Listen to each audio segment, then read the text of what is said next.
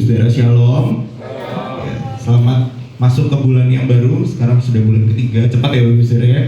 Barusan tahun baruan, barusan Natalan, tiba-tiba sudah bentuk panitia Paskah lagi gitu kan. Sudah ada lagi gitu kan, rapat-rapat lagi ya. Semua tetap semangat dalam Tuhan, amin. Amin. Oke. Kita buka ayat kita, namun sebelum kita buka ayat kita Bapak Saudara, ada yang ingat kita sudah sampai di butir keberapa dari Credo Rasuli? Kemarin kita dengarkan khotbah soal apa Bapak Saudara? Bapak Gembala yang khotbah. Naik ke surga, duduk di sebelah kanan tahta Allah Bapa yang Maha Kuasa. Sekarang adalah butir terakhir yang menjelaskan soal Tuhan Yesus gitu ya, yaitu untuk dia akan datang dari sana untuk menghakimi orang yang hidup dan mati, gitu ya Bapak Saudara ya. Jadi hari ini kita akan membahas soal penghakiman begitu. Oke? Karena ini akan membahas soal penghakiman, saya kasih pendahuluan dulu Bapak Ibu Saudara. Pendahuluannya seperti ini. Bapak Ibu Saudara, kalau dengar kata penghakiman rasanya senang atau takut Bapak Ibu Saudara? Senang atau takut Bapak Ibu Saudara? Takut ya? Siapa yang suka dihakimi Bapak Ibu Saudara? Saya mau survei dulu, yang pernah masa sekolah atau pas lagi kerja dihukum boleh angkat tangan? Pernah ya Bapak Ibu Saudara dihukum ya? Dihukum itu gak enak atau enak Bapak Ibu Saudara? Gak enak, sudah malu gitu kan. Terus harga diri hilang gitu kan. Apalagi kalau kesalahannya bukan kesalahan kita. Apalagi kalau kita dituduh, difitnah dan sebagainya. Nah, hari ini kita akan membahas soal penghakiman. Pendahuluannya seperti ini Bapak Ibu Saudara. Jika kita bilang bahwa ia akan datang untuk menghakimi orang yang hidup dan mati, kita mengucapkannya lancar, gak ada jeda sama sekali. Namun pernahkah kita berhenti sejenak untuk membayangkan atau merenungkan bahwa akan ada penghakiman di akhir nanti? Karena kadang-kala ada orang-orang yang percaya bahwa hidup ini lempeng jalan aja, gak ada rapotannya Bapak Saudara. Gitu ya, gak ada penilaiannya, gak ada KPI-nya. Terus kita jalan aja gitu. Namun saat kita merenungkan Credo Rasuli, ternyata Bapak Ibu Saudara, dari awal iman Kristen dirumuskan gitu ya, bukan berarti iman Kristen ini bermula dari para rasul, namun dari awal para rasul sudah mengatakan soal iman gitu ya.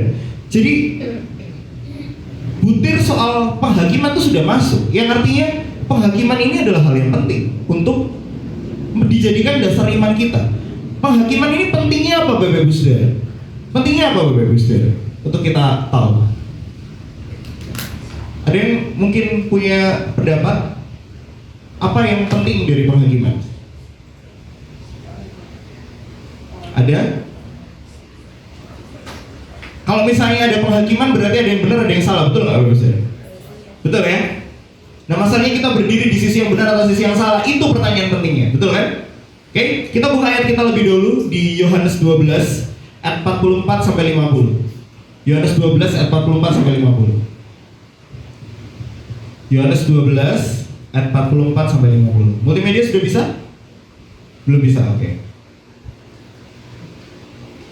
Yohanes 12 ayat 44 sampai 50. Yang sudah ketemu katakan amin? Kita pakai Alkitab kita masing-masing Bapak Ibu Saudara ya. Saya akan bacakan ayat 44, Bapak Ibu Saudara 45, lalu selanjutnya kita bergantian. Firman Yesus yang menghakimi. Tetapi Yesus berseru katanya, barang siapa percaya kepadaku, ia bukan percaya kepadaku, tetapi kepada Dia yang telah mengutus aku. Ia melihat Dia yang telah mengutus aku. Aku telah datang ke dalam dunia sebagai terang, supaya setiap orang yang percaya kepadaku jangan tinggal di dalam kegelapan. Seseorang mendengar perkataanku, tetapi tidak melakukannya, aku tidak menjadi hakimnya. Sebab aku datang bukan untuk menghakimi dunia, melainkan untuk menyelamatkannya. Barang siapa menolak aku dan tidak menerima perkataanku, ia sudah ada hakimnya, yaitu firman yang telah kukatakan. Itulah yang akan menjadi hakimnya pada akhir zaman. Sebab aku berkata-kata bukan dari diriku sendiri, tetapi Bapa yang mengutus aku. Dialah yang memerintah aku untuk mengatakan apa yang harus aku katakan dan aku sampaikan. Ayat 50 kita baca sama-sama 2, 3. Dan aku tahu bahwa perintahnya itu adalah hidup yang kekal. Jadi apa yang aku katakan, aku Aku menyampaikannya sebagaimana yang difirmankan oleh Bapa kepadaku. Amin, Bapak Ibu Saudara. Hari ini kita akan berbicara soal penghakiman melalui sudut pandang dari Tuhan Yesus. Sebelum kita masuk untuk eksposisi ayat ini, Bapak Ibu Saudara, saya akan kasih sebuah dasar dulu kenapa penghakiman itu penting. Bapak Ibu Saudara, ada yang hidup sejak tahun 1945? Gak ada ya? Ada? Ada yang sempat melewati masa perang, Bapak Ibu Saudara? Ada? Oke, kalau gitu kita majuin lagi. Ada yang sempat ada di masa G30 SPKI? Boleh angkat tangan? Ya. Saya mau tanya untuk para survivor dari G30 SPKI. Hari itu menakutkan atau menyenangkan, Bapak Ibu Saudara? Menakutkan. Oke? Nah, itu baru di sejarah Indonesia. Bahwa ada banyak orang yang meninggal dengan cara tidak adil, betul? Ada yang dituduh PKI, padahal bukan PKI. Gitu. Nah, sebelumnya, 20 tahun sebelumnya, itu kan 1965. 1945, dari tahun 1942 sampai 1945, ada sebuah perang besar yang jangan sampai terulang lagi di dunia, namanya Perang Dunia II. Ibu Saudara boleh search, ada sekitar 20 sampai 50 juta orang meninggal dalam perang itu, entah sebagai tentara maupun sebagai korban perang. Belum lagi Bapak Ibu Saudara. Nah, puji Tuhan, PowerPoint-nya sudah. Boleh naik satu kali? Ya. Itu Perang Dunia II itu sampai ada sebuah makam besar Bapak Ibu Saudara di Inggris. Itu isinya adalah korban-korban perang yang kalian kiri Bapak Ibu Saudara. Terus Bapak Ibu Saudara mungkin pernah dengar kata Jugunianfu. Ini mungkin nenek kita atau mama kita gitu ya. Itu pernah termasuk ke dalam sini atau mungkin temennya. Jugunianfu adalah para gadis yang diambil sama tentara Jepang untuk dijadikan pemuas bagi para tentara Jepang selama masa perang. Nah, gadis-gadis ini dijanjiin sama gaji, dijanjiin sama martabat kerjaan yang bagus, namun ternyata cuma dijadikan seperti ini. Ini dimasukkan ke dalam camp-camp Jepang, lalu ya sudah, setiap hari cuma disuruh melayani tentara Jepang. Bahkan ada sebuah kasus besar di Nanking di Cina yang semua gadis disuruh keluar. Orang Jepang mau coba satu-satu. Terus ini yang paling bawah Bapak Ibu Saudara, ini ada di Kamboja. Namanya ada rezim Pol Pot tuh Bapak Ibu Saudara. Ini 2 juta orang meninggal karena kerja Rodina. Ini adalah foto-foto orang yang meninggal. Ada memorialnya di Kamboja. Ini baru kasus-kasus besar, belum kasus-kasus kecil.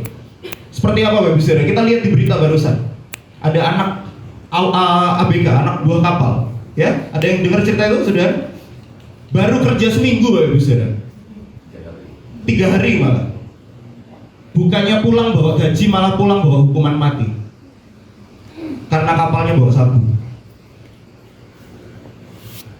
Adil gak itu Bapak Ibu Saudara? Tidak adil. Terus korupsi. Yang korupsi siapa, yang rugi siapa?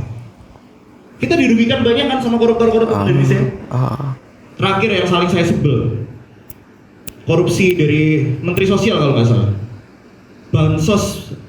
Bansos dikorupsi 10.000, tapi se-Indonesia kan dapat berapa dia? Itu uangnya siapa? Pajaknya siapa? Kita. Ketidakadilan itu membawa kita kepada sebuah pertanyaan penting. Lah kalau mereka ini tidak diadili di dunia, lalu nanti mereka ini kemana? Makanya saat ada orang-orang yang tidak percaya bahwa penghakiman itu ada, maka mereka hidup dalam kegelapan total. Kenapa kegelapan total Bapak Ibu Saudara? Ya karena hidup mereka tidak ada artinya. Kalau tidak ada yang benar dan yang salah, ya buat apa kita hidup, betul kan Bapak Ibu Saudara? Maka itu penghakiman adalah penting. Karena itu Bapak Ibu Saudara, saya punya 3 poin hari ini. Boleh next? Apakah mati lagi? Mati lagi ya? Oke. Saya punya 3 poin hari ini. Mengapa penghakiman itu penting? Gitu ya. Yang kedua, penghakiman ini sebenarnya kabar baik atau kabar buruk? Kan kita belum tahu. Boleh next satu kali lagi? Kalau bisa. Ya. Apakah kabar baik atau kabar buruk? Yang ketiga, Injil sebagai jalan tengah. Dan yang keempat, apa dampaknya buat kita? Oke? Sebelum kita masuk ke poin pertama, yang siap belajar katakan yes. Yes. Boleh next, kita masuk ke poin pertama. Mengapa penghakiman itu penting? Boleh next? Kita buka ayat kita tadi, Yohanes 12 ayat 40. Aku telah datang ke dalam dunia sebagai apa Bapak Ibu Saudara? Sebagai terang. Supaya setiap orang yang percaya kepadaku jangan tinggal dalam kegelapan. Ada satu kata yang penting di sini. Jangan tinggal dalam kegelapan, dan Yesus mengatakan bahwa dia adalah terang. Pertama saya mau bahas seperti ini Bapak Ibu Saudara. Tuhan Yesus datang, dia tidak mengakui dirinya sebagai guru moral atau sebagai guru yang ngajarin filsafat. Tapi dia mengaku dia adalah terang. Sama-sama katakan terang. Terang. Ini penting Bapak Ibu Saudara untuk kita pahami, karena kalau dia berkata bahwa dia menjelaskan atau dia sebagai guru, maka dia hanya mengajarkan sesuatu, namun dia berkata dia adalah terang. Saya pernah dulu tanya sebuah pertanyaan yang menurut saya itu pintar, padahal itu ternyata bodoh gitu Bapak Ibu Saudara.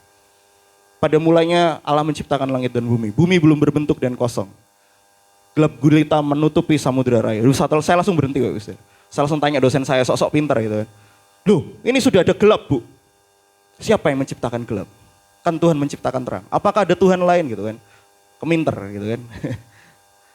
Ternyata jawaban dosen saya simpel Bapak Ibu Saudara. Gerald dulu pernah IPA kan? Di SMP pernah. Panas atau dingin, mana yang sebenarnya ada? Kalau kita ukur Celcius, kita ukur pakai termometer, yang diukur itu panas atau dinginnya Bapak Ibu Saudara? Panasnya. Berarti dingin itu sebenarnya nggak ada. Kira dijawab sama dosen saya. Panas itu yang bisa diukur. Berarti dingin itu sebenarnya bukan diciptakan, tapi dingin adalah sebuah keadaan di mana tidak adanya panas. Begitu juga dengan terang dan gelap. Gelap itu dari awal nggak diciptakan, tapi gelap adalah sebuah keadaan di mana tidak ada terang. Paham ya Bapak Ibu Saudara? Gitu. Jadi itu juga berlaku untuk kejahatan dan kebaikan. Kebaikan itu diciptakan oleh Tuhan.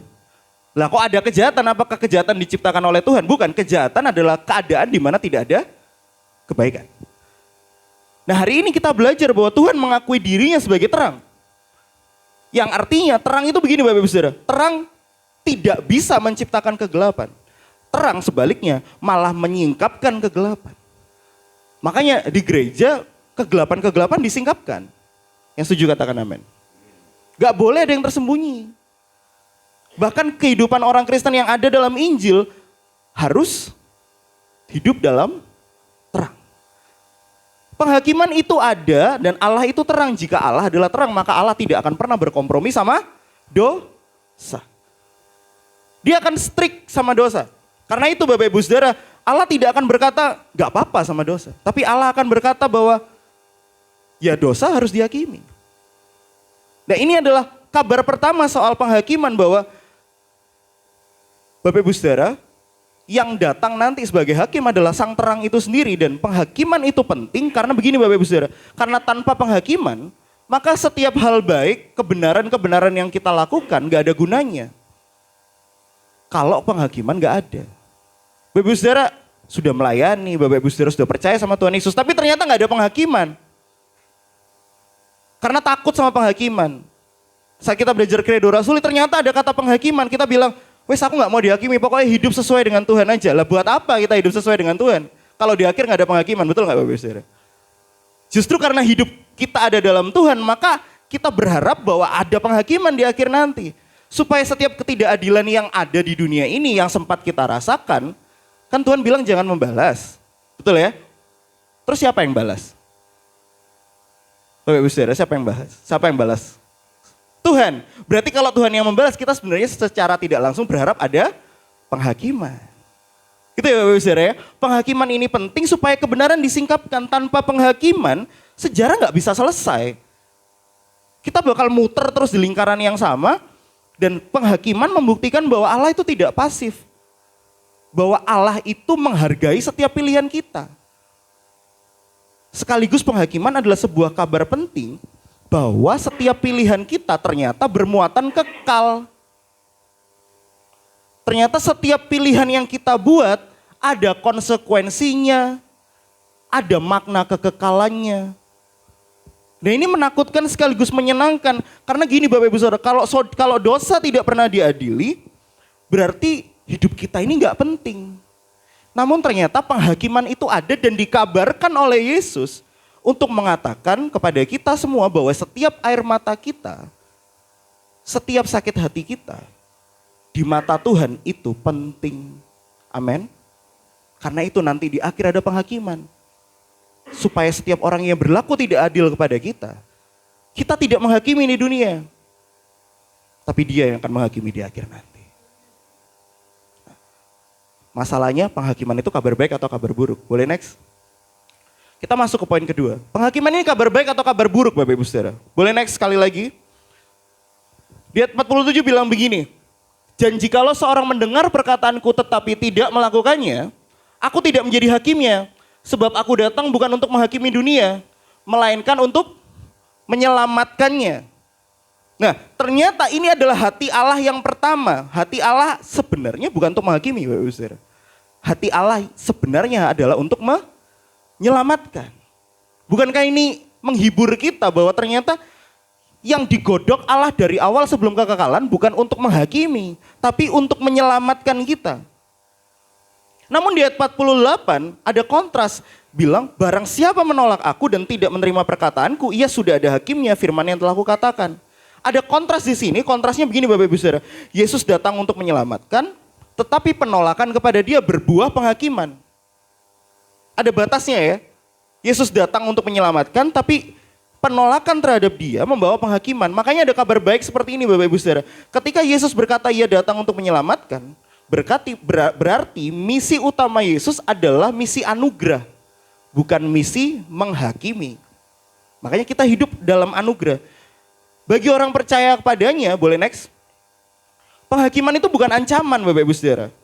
Penghakiman juga bukan kejutan. Penghakiman juga bukan sesuatu yang perlu kita panik. Kenapa? Karena orang percaya tidak lagi hidup dalam penolakan akan Tuhan. Kita tidak ditolak sama Tuhan, kita diterima oleh Tuhan. Penghakiman terakhir bagi orang percaya adalah pembuktian kepada publik, kepada orang-orang di sekitar kita, bahwa kita adalah milik Tuhan. Siapa yang percaya bahwa di penghakiman nanti kita ada di sisi yang sama dengan Tuhan Yesus? Katakan amin. Penghiburannya itu Bapak Ibu Saudara. Ini kabar baik buat siapa? Bagi orang percaya. Bahwa penghakiman itu bukan hari kehancuran, tapi hari di mana kita diteguhkan bahwa selama ini yang kita percaya adalah kebenaran. Itu adalah hari peneguhan buat kita, namun perhatikan, itu berlaku untuk orang-orang yang menerima Kristus. Makanya ini Bapak Ibu Saudara dari atas dulu. Kabar baik untuk semua orang yang percaya kepada karya Kristus. Dan kabar baik kepada semua orang yang terus bertobat dan berserah kepada Tuhan. Namun ayat 48 punya kontras, boleh next. Kontrasnya begini ayat 48, kita baca sama-sama ya, 2, 3. Barang siapa menolak aku dan tidak menerima perkataanku, ia sudah ada hakimnya, yaitu firman yang telah kukatakan. Itulah yang akan menjadi hakimnya pada akhir zaman. Jadi siapa yang menolak Yesus, hakimnya bukan Yesus, tapi Yesus bilang bukan aku yang jadi hakimnya, tapi firman yang kukatakan. Loh, bukankah dia ini firman? Apa maksudnya ini Bapak Ibu Saudara? Maksudnya begini Bapak Ibu Saudara. Firman yang kukatakan yang akan menjadi hakimnya itu seperti ini maksudnya. Siapa yang di sini Kristen sejak lahir, boleh angkat tangan? Oke. Siapa yang di sini sudah Kristen lebih dari 30 tahun, angkat tangan? Wih, bangga ya. Oke. Saya mau hitung-hitungan sederhana Bapak Ibu Saudara. Saya umur 27. Saya anggap saya baru kenal firman, dengerin firman dengan baik itu dari umur 7 tahun. Gitu ya. Berarti dari umur 1 sampai umur 7 saya piye, saya ciap-ciap, wang, nggak ngerti firman. Terus pokoknya gereja diajak mama gitu ya. Oke, saya mulai di umur 7. Berarti 20 tahun saya kenal firman. Anggaplah saya sekali 1 minggu saya ibadah 3 kali. Gitu ya. Doa malam, youth, sama ibadah minggu. 3 ya. Oke, 1 minggu. Saya kalikan 4, 12. 1 bulan 12 kali khotbah yang saya dengar. 12 saya kali 12, 144 khotbah per tahun. Saya kalikan 20. 2.880 khotbah selama saya hidup sekarang. Oke, Bapak Ibu Saudara boleh kalkulasi masing-masing. Kayaknya sekitar 4.000 khotbah deh saya Pak Gero, silahkan gitu ya. 5.000 khotbah. Nah pertanyaannya gini Bapak Ibu Saudara.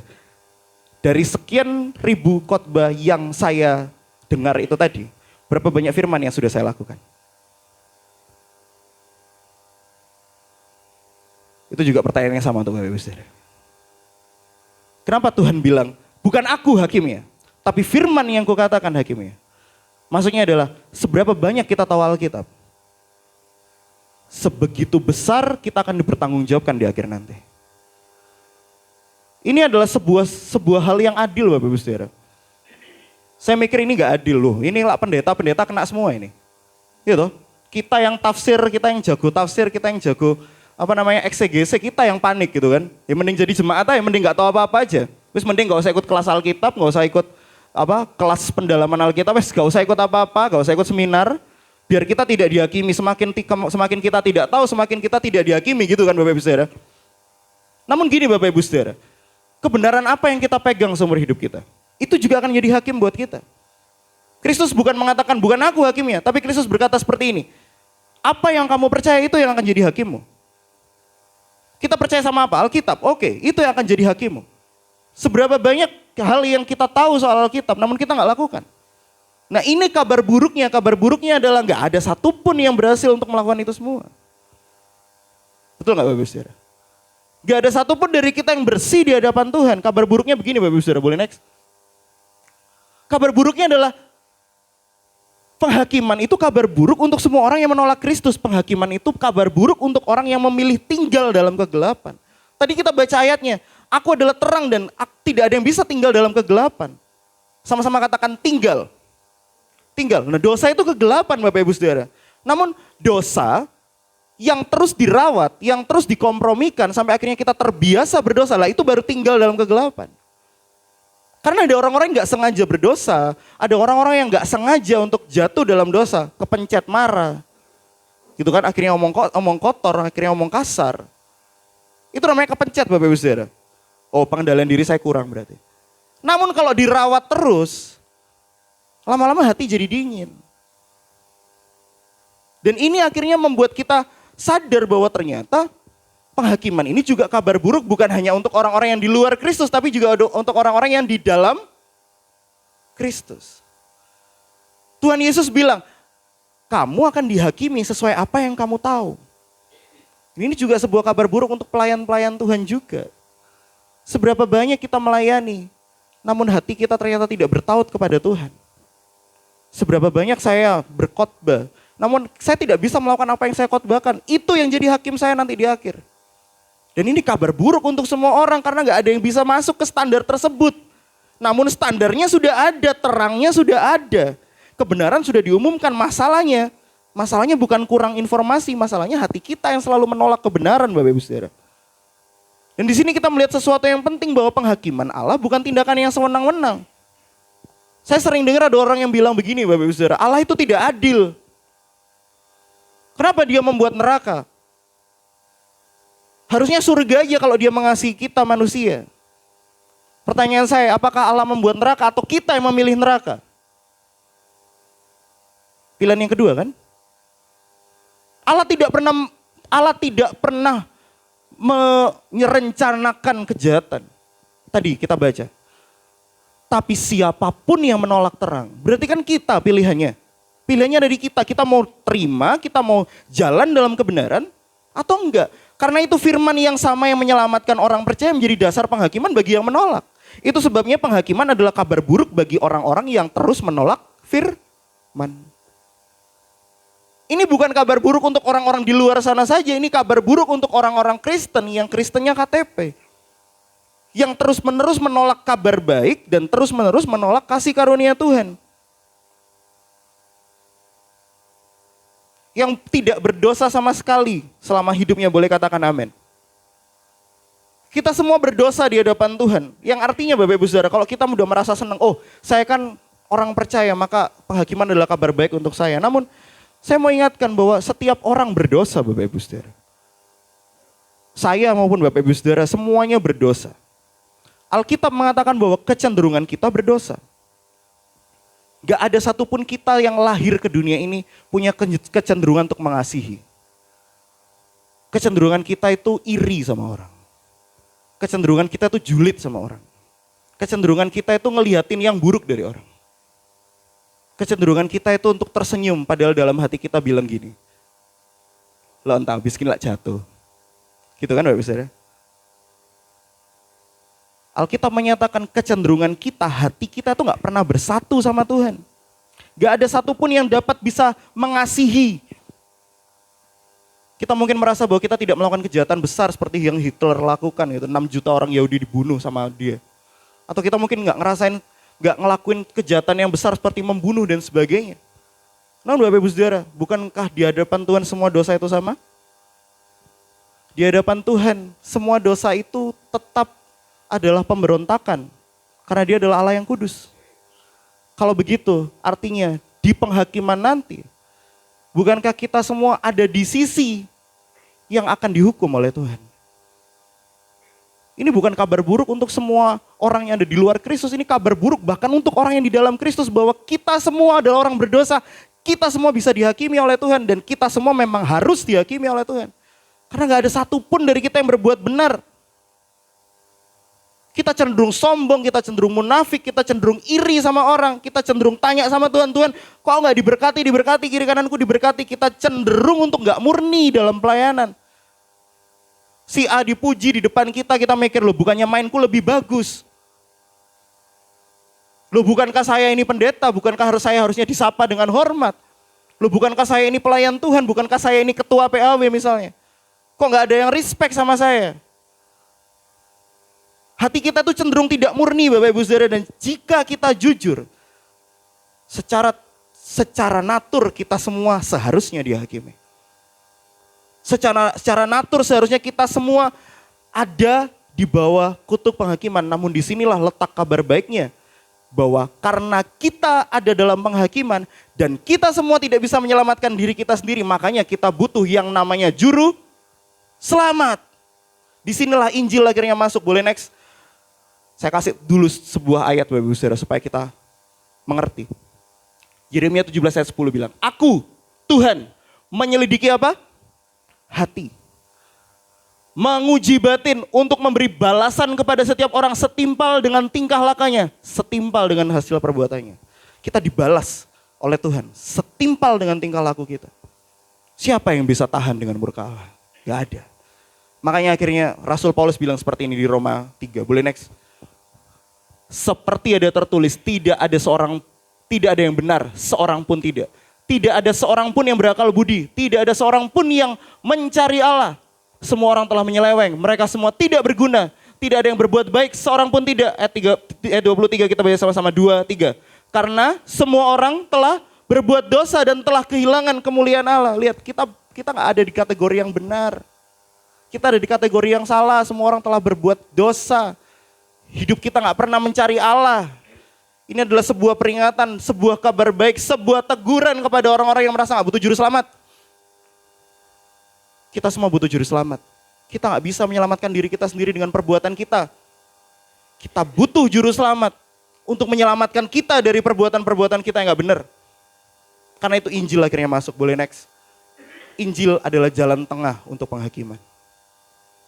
Next sekali lagi. Kita baca Yohanes 12 ayat 44. Ayat yang pertama kita baca tadi. Tuhan Yesus memulai dengan perkataan seperti ini. Ayat Alkitabnya. Tetapi Yesus berseru katanya. Barang siapa percaya kepadaku. Ia bukan percaya kepadaku. Tapi kepada dia yang telah mengutus aku. Bapak Ibu Saudara, tahukah Bapak Ibu Saudara? Saya buka tafsiran soal ayat ini. 2 atau 3 minggu lalu saya bikin. Saya benar-benar terenyuh, terharu. Tahu kenapa terharu Bapak Ibu Saudara? Ternyata kata berseru di sini terjemahnya salah Bapak Ibu Saudara. Bukan salah, kurang tepat. Pakai bahasa Yunani krazo. Kalau dalam Alkitab Yunani enkrazen. Itu pakai aorist indikatif aktif. Boleh next? Saya kasih tafsirannya di sini. Krazo, berseru. Tahu artinya Bapak Ibu Saudara dalam bahasa Inggris? Cry out. Dia menangis sambil berteriak. Jadi ini bukan Tuhan Yesus berseru. Barang siapa tidak. Enggak. Barang siapa tidak percaya kepada aku, enggak. Tuhan Yesus bukan gitu. Tapi Tuhan Yesus sambil menangis dia teriak, barang siapa tidak, bayangkan. Ini adalah sebuah deklarasi dari sang hakim. Bapak Ibu Saudara pernah lihat di pengadilan hakimnya nangis?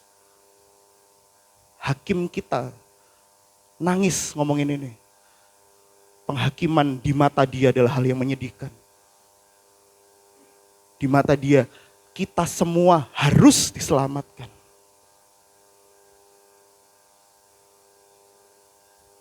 Ini bukan sebuah hal yang privat. Ini nggak bisik-bisik Bapak Ibu Saudara. Ini adalah pengumuman publik terakhir dari Tuhan Yesus. Nanti di Yohanes 13, 14, 15, 16 itu Tuhan Yesus cuma ngurusin murid-muridnya. Tuhan Yesus basuh kaki muridnya, makan Paskah dan sebagainya. Semuanya udah mulai masuk ke circle 1. Tapi ini adalah deklarasi terakhir di depan publik. Dia berseru kepada semua orang. Padahal dia hakimnya. Dia bilang sama semua orang, tolong bertobat. Tolong percaya sama aku. Dia berseru, cry out, dia benar-benar. Dan ini pakai auris Bapak Ibu Saudara. Auris itu hanya terjadi sekali. Kenapa? Kenapa ini pakai auris dalam bahasa Yunani? Karena sang hakim di akhir nanti tidak akan kembali berseru. Dia akan menghakimi dengan adil. Tapi kedatangannya yang pertama, dia datang untuk menyelamatkan. Dia datang untuk memberitakan kabar baik. Tolong percaya sama aku. Tolong lihat aku. Tolong ikuti firmanku supaya kamu semua selamat. Gak ada hakim yang seperti ini sama terdakwanya Bapak Ibu Saudara. Hanya Kristus yang seperti ini. Dan Bapak Ibu Saudara bayangkan, kenapa dia berseru seperti ini? Ini adalah bukti bahwa penghakiman itu adalah kabar yang serius. Ini bukan kabar bercanda, ini menyangkut kekekalan. Ini bukan pengumuman kenaikan gaji atau pengumuman libur Idul Fitri. Ini hal yang serius, ini harus dikabarkan. Karena ini mendesak. Yesus bilang, aku gak tahu kapan harinya. Anak manusia gak tahu, gak ada seorang pun yang tahu, hanya Bapa yang tahu. Dan karena ini mendesak, kapanpun Bapa bisa datang untuk menghakimi kita. Kapanpun tahta penghakiman itu bisa terbuka di awan-awan. Karena itu hal yang mendesak, dia berteriak dengan serius. Dia tahu bakal ada banyak orang yang menolak dia. Dia tahu bakal ada banyak orang yang menghina dia. Dia tahu bahwa sebentar lagi dia akan naik ke atas kayu salib, tapi dia lebih tahu bahwa penghakiman itu nyata. Dan semua orang harus mendengar kabar baik ini. Dia tidak berbisik, dia berseru. Ini bukan teriakan kemarahan dari sang juru selamat, ini adalah teriakan penuh belas kasih dari sang hakim yang adil. Dia sangat mengasihi kita. Hakim itu berseru agar manusia percaya, ini urgensinya Injil. Kenapa Injil harus terus diberitakan? Kita harus punya mentalitas seperti Kristus, bahwa ada jiwa yang harus segera kita selamatkan. Yang harus segera kita kabarkan Injil, agar Tuhan bisa menyentuh hatinya. Melalui kabar baik yang kita beritakan. Bapak Ibu Saudara, Yesus bukan hanya mengumumkan penghakiman, ia mengumumkan juga jalan keluar dan solusinya. Dan ironisnya Bapak Ibu Saudara, setelah dia berseru soal penghakiman, beberapa hari kemudian, dia menanggung penghakiman itu di atas kayu salib. Beberapa hari kemudian, penghakiman yang seharusnya dijatuhkan kepada kita, dia ambil semuanya. Dia tanggung di atas kayu salib. Dia adalah satu-satunya hakim yang bilang sama terdakwa, sama orang-orang yang bersalah, percayalah kepadaku. Dan inilah pusat kekristenan Bapak Ibu Saudara, pusatnya apa? Hakim kita adalah Yesus Kristus yang disalibkan. Yesus Kristus berkata bahwa firman-Nya akan menghakimi pada akhir zaman adalah Yesus Kristus yang beberapa hari kemudian setelah mengatakan itu, dihina, dipukul, disalib, mati di atas kayu salib. Dia orang yang sama yang mengatakan, ayo cepat bertobat, habis gini ada penghakiman. Tapi di berapa hari kemudian, dia diperlakukan sebagai orang yang paling bersalah. Kenapa Bapak Ibu Saudara? Kenapa? Karena dosa, konsekuensinya sebesar itu. Karena penghakiman dari dosa itu gak bisa dibatalkan, keadilan Allah gak bisa dinegosiasikan. Tuhan bukan bos kita yang kita bilang maaf ya Pak, saya sudah salah. Gak bisa. Dosa punya hukumannya. Dosa punya hukuman yaitu maut. Dosa tidak bisa dinegosiasikan, maka satu-satunya jalan keluar yang ditawarkan Bukan dari pihak kita, tapi dari pihak Allah. Roma 8 ayat 1. There is no condemnation in the Christ. Tidak ada penghukuman bagi semua orang yang ada di dalam. Ini kabar baiknya Bapak Ibu Saudara. Boleh tepuk tangan untuk Tuhan Yesus kita. There is no condemnation. Tidak ada penghakiman. Ada syarat mutlaknya. Bagi semua orang yang ada di dalam Kristus. Dan ini adalah sebuah kabar baik karena begini Bapak Ibu Saudara. Mengapa gak ada penghukuman? Apakah dosa diabaikan? Apakah setiap kesalahan kita hanya dihapus begitu saja? Apakah kita tidak akan menerima resiko dari dosa? 2 Korintus 5 ayat 21 bilang begini. Kita baca sama-sama ya Bapak Saudara. 2, 3. Dia yang tidak mengenal dosa telah dibuatnya menjadi dosa karena kita, supaya dalam dia kita dibenarkan oleh Allah. Amin. Artinya begini Bapak Saudara, artinya kita gak bisa bergantung sama kebenaran kita. Kita gak bisa bergantung sama perbuatan kita. Kita gak bisa bergantung sama iman kita yang selalu cacat. Namun kita dibenarkan saat kita masuk ke dalam kebenaran Kristus. Sehingga yang Allah lihat adalah kebenaran Kristus. Di dalam diri kita. Makanya seringkali mungkin koordinator sering berdoa seperti ini. Sembunyikan kami di balik salib-Mu Tuhan. Itu maksudnya apa Bapak Saudara? Maksudnya biar Bapa melihat Kristus saja. Karena kalau Bapa melihat kita, kita semua gak ada yang layak. Makanya kalau kita sadar bahwa urgensi penghakiman begitu penting. Mari bersama hidup ada di dalam Kristus. Karena hakim itu turun dari tahtanya, masuk ke ruang sidang. Bukan sebagai hakim tapi sebagai terdakwa. Dia terima semua vonis. Penghakimannya gak dibatalkan. Penghakimannya sudah diselesaikan. Di mana? Di atas kayu salib. Saya gak tahu kok bisa pas sama perjamuan kudus. Namun ini adalah kabar baik buat kita. Karena begini Bapak Saudara, itu sebabnya orang percaya bisa menghadapi hari penghakiman. Bukan dengan kepanikan, bukan dengan ketakutan, tapi dengan kerendahan hati dan syukur. Karena kita tidak berdiri dengan catatan kesalahan kita, tapi kita berdiri di hadapan Bapa di akhir nanti dengan setiap catatan kebenaran Kristus. Amin. Kita semua ditutupi oleh kasih Kristus karena Dia sudah menanggung semuanya untuk kita. Lalu apa dampaknya bagi kita? Boleh next. Dampaknya buat kita apa setelah kita mendengar ini Bapak Ibu Saudara? Kalau kita sungguh percaya bahwa Kristus akan datang untuk menghakimi, pertanyaan paling penting yang harus kita pertanyakan kepada diri kita adalah bagaimana saya hidup hari ini? Apakah saya hidup dengan kesadaran bahwa setiap keputusan yang kita lakukan, yang kita ambil, memiliki dimensi kekal, memiliki muatan kekal, atau kita hanya merasa bahwa setiap keputusan yang kita ambil mungkin akan dibasuh oleh kasih Tuhan selalu. Tapi kita mengecilkan makna dosa, kita merasa bahwa itu adalah hal yang biasa. Kita merasa bahwa natur kita adalah dosa sehingga kita harusnya dimaklumi untuk berdosa. Namun setelah kita dengar soal firman penghakiman ini, kita akhirnya sadar bahwa setiap keputusan kita memiliki dimensi kekal. Apakah kita memperlakukan dosa dengan serius? Apakah kita sadar bahwa setiap dosa yang kita lakukan menyakiti hati Tuhan, menyakiti hati sang hakim yang adil itu? Bapak Ibu Saudara, apakah kita menggunakan kasih karunia sebagai alasan untuk kompromi? Bukankah Tuhan mengasihi aku? Tak berdosa dululah. Tuhan pasti akan mengampuni. Kita sedang mengecilkan makna salib. Kita sedang mengecilkan makna urgensi dari Tuhan yang berteriak di hadapan orang banyak. Tolong percaya sama aku. Begitu besar kasih Allah akan dunia ini. Dan itu menutupi begitu banyak dosa yang kita lakukan. Karena itu Bapak Ibu Saudara, apakah kita rindu melihat keadilan Allah tapi kita sendiri lupa bahwa kita selamat hanya karena oleh anugerah? Kita sering kali bilang sama Tuhan, Tuhan tolong hukum dia. Namun hari ini kita disadarkan bahwa kita juga adalah orang-orang hukuman. Kita seharusnya tidak berdoa seperti itu kepada orang-orang yang bersalah. Namun kita berharap mereka bertobat. Ini adalah sesuatu yang susah bahkan untuk saya sendiri untuk kita lakukan. Bagaimana kita bisa mendoakan itu, namun sang hakim tadi sudah menjelaskan sama kita. Memberi teladan sama kita. Bahwa orang-orang yang berdosa pun layak untuk ditangisi. Amin. Bahwa orang-orang berdosa pun layak untuk dilayani. Amin gereja Tuhan. Ini adalah sebuah kabar baik untuk kita supaya kita akhirnya mengerti tidak menjauhi dosa orang-orang di sekitar kita. Namun kita mulai sadar urgensi Injil, kita mulai bilang sama mereka, kita mulai tegur dengan kasih. Kita mulai rangkul orang-orang yang berdosa supaya mereka bertobat dari dosanya. Sekaligus kita juga bertobat setiap hari dengan dosa kita Bapak Ibu Saudara. Kita terus hidup dalam kebenaran. Karena itu Bapak Ibu Saudara. Karena jika bukan karena salib, kita juga berdiri di sisi yang salah dari penghakiman. Ini pertanyaan reflektifnya, boleh next.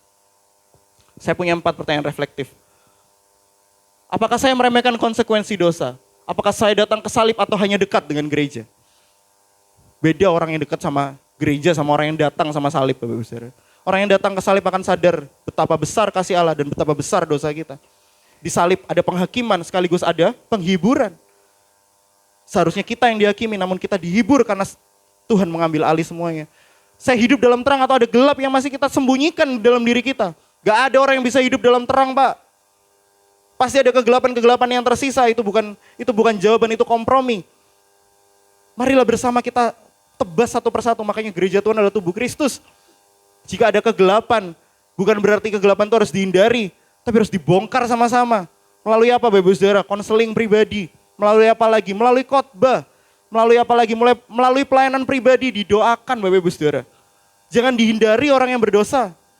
Kegelapan-kegelapan yang tersisa harus segera disingkapkan karena Allah kita adalah terang. Dan yang terakhir Bapak Ibu Saudara, apakah kita siap nanti berdiri di hadapan Sang Hakim saat Dia datang? Yang siap katakan amin.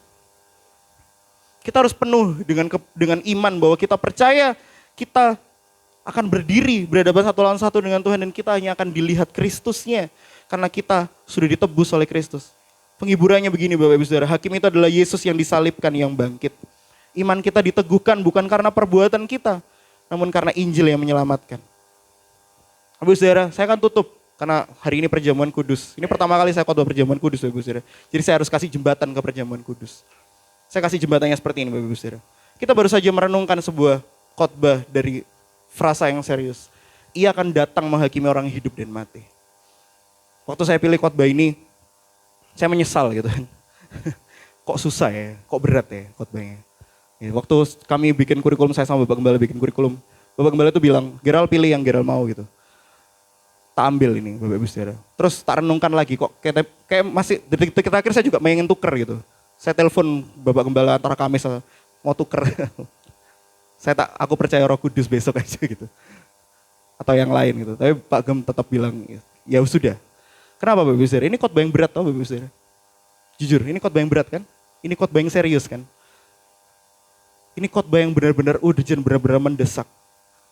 Tapi ini juga khotbah yang kudus. Kita diingatkan lagi bahwa penghakiman itu muatannya kekal. Dan setelah kita mendengar kata penghakiman ini, hari ini kita akan bertanya begini Bapak Ibu Saudara. Apakah saya baik? Apakah saya sudah cukup? Apakah keamanan saya sungguh nyata? Pertanyaan itu akan terus terngiang meskipun kita udah dengar khotbah ini berkali-kali. Kita akan terus diintimidasi sama dosa karena iblis cara mainnya seperti itu. Namun perhatikan ironi ini Bapak Ibu Saudara. Sebelum kita masuk ke tahta penghakiman, di akhir nanti gak ada yang tahu. Tuhan mengundang kita ke meja perjamuan. Ternyata Bapak Ibu Saudara, sebelum hari di mana segala sesuatu dibuka, sebelum hari di mana penghakiman nanti akan ditimpakan kepada semua orang, kita masih diizinkan untuk menikmati perjamuan kudus. Ini bukan meja penghakiman, ini meja kasih karunia. Amin. Di meja ini Bapak Ibu Saudara, ada cawan dan ada roti. Berbicara tubuh yang diserahkan, berbicara darah yang dicurahkan. Keduanya merujuk kepada satu hal, kepada salib Kristus yang agung. Hakim yang datang itu, saya akan reminder Bapak Ibu Saudara, hakim yang datang itu pernah menyerahkan dirinya untuk kita. Ini hasilnya. Kita bukan lagi duduk di meja yang takut, kita gak sedang nunggu hukuman mati. Tapi setiap kali kita makan dan minum cawan ini, cawan dan roti ini, kita diingatkan bahwa saya tidak berdiri di kebenaran saya. Saya berdiri di kebenaran Kristus. Saya sudah selesai dengan dosa. Bukan karena saya yang menyelesaikannya, namun karena Kristus yang menyelesaikannya untuk saya. Perjamuan kudus bukanlah pengingat bahwa murka Allah atas dosa dibatalkan, tetapi dipuaskan penghakiman yang seharusnya jatuh atas kita telah ditanggung oleh Yesus. Dan hari penghakiman bagi orang percaya bukan hari penghukuman, tapi hari di mana kita akan dinyatakan benar karena kita ada di dalam Kristus. Saudara, Alkitab mengingatkan kita untuk datang dengan sikap yang benar di perjamuan. Mari sebelum perjamuan hari ini Bapak Ibu Saudara, nanti akan dipimpin oleh Bapak Gembala. Namun saya kasih sebuah esensi dari perjamuan. Mungkin saya sudah pernah bilang di sini. Bapak Ibu Saudara, kalau roti dan tangan ada di tangan kita, mungkin kita langsung cepat-cepat ambil HP, langsung foto ayatnya. Gitu kan? Saya juga sering kayak gitu. Saya lihat dulu ayatnya apa. Oh kayaknya cocok sama saya. Ini bukan lotre Bapak Ibu Saudara. Mari sebelum kita lihat ayatnya ngomong apa, kita lihat roti dan cawan itu. Lalu kita lihat salib di dalamnya. Ada darah yang tercurah, ada daging yang tercabik. Padahal dia nggak salah sama sekali.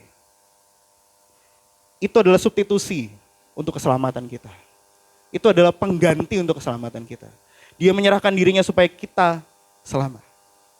Mari datang di perjamuan bukan dengan kesombongan. Bukan dengan ketidakpedulian, bukan dengan hati yang keras. Tapi datang dengan pertobatan. Datang dengan iman, datang dengan syukur.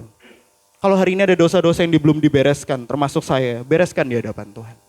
Kalau ada yang masih kompromi sama dosa, mulai akui dosa itu. Kalau ada yang kepahitan, bisa dilepaskan. Kenapa Bapak Ibu Saudara? Di hadapan cawan dan di hadapan anggur dan roti ini, kita diingatkan lagi bahwa Kristus sudah menanggung semuanya untuk kita. Amin. Hari penghakiman akan datang, tapi hari ini adalah hari anugerah. Bapak Ibu Saudara, meja perjamuan kudus bukan meja untuk orang sempurna.